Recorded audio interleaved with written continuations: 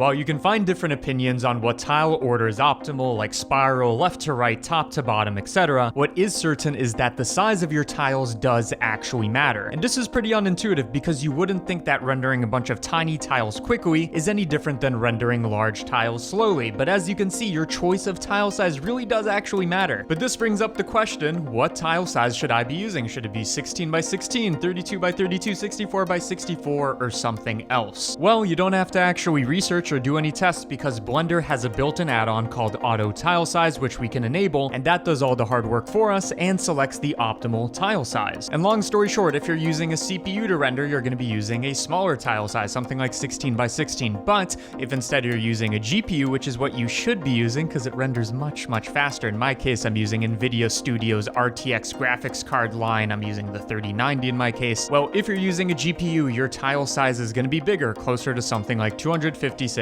by 256. But really do take advantage of finding your optimal tile size because your renders and your newly found free time will thank you for it.